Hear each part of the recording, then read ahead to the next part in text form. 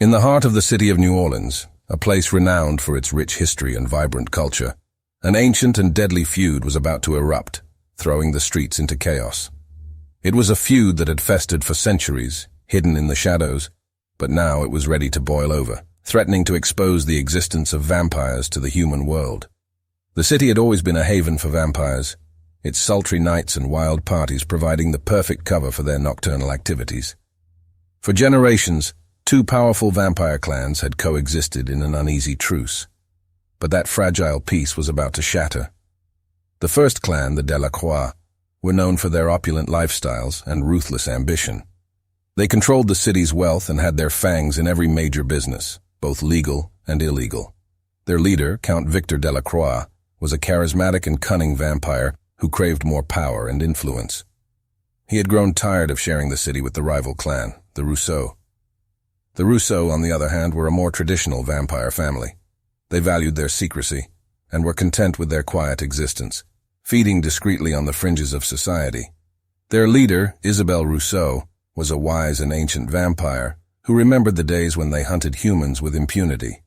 She had no interest in expanding their dominion and sought only to maintain the delicate balance they had with the Delacroix. The spark that ignited the conflict was a chance encounter between Victor Delacroix and Isabelle Rousseau at a lavish masquerade ball. The tension in the air was palpable as they exchanged veiled threats and icy glares. It didn't take long for the whispers to spread through the vampire community that war was brewing. The first sign of chaos came when the Delacroix launched a brazen attack on one of the Rousseau safe houses, catching Isabelle and her clan off guard. Vampires clashed in the darkened alleys, their superhuman strength and speed turning the night into a frenzied battleground. The streets echoed with the sounds of their savage combat, and the horrified human residents began to notice something was terribly wrong.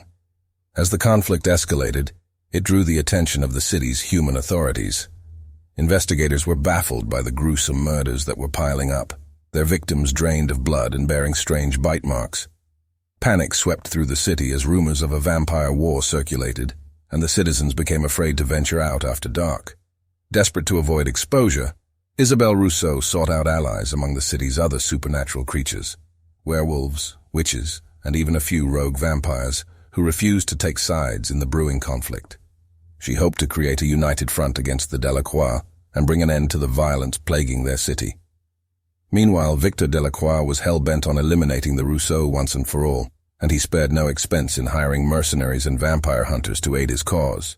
The once glamorous city of New Orleans had become a war zone, with vampires and their human allies fighting in the streets, causing chaos and destruction at every turn. As the battle raged on, Isabelle and Victor both began to realize the devastating toll their feud was taking on the city they loved. They remembered a time when they had been united by their immortal existence, and the thought of their kind being exposed to the world filled them with dread. In a daring move, Isabelle and Victor met one last time on the banks of the Mississippi River, where they had first encountered each other at that fateful masquerade ball.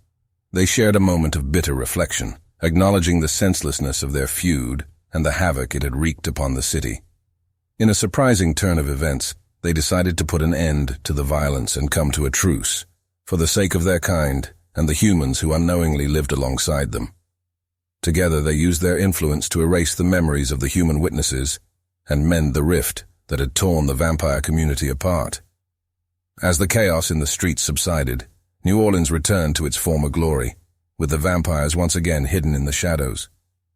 The ancient feud was put to rest, a cautionary tale for all vampires of the destructive power of their own conflicts, and the city went back to being the enchanting, mysterious place it had always been, its secrets safe once more.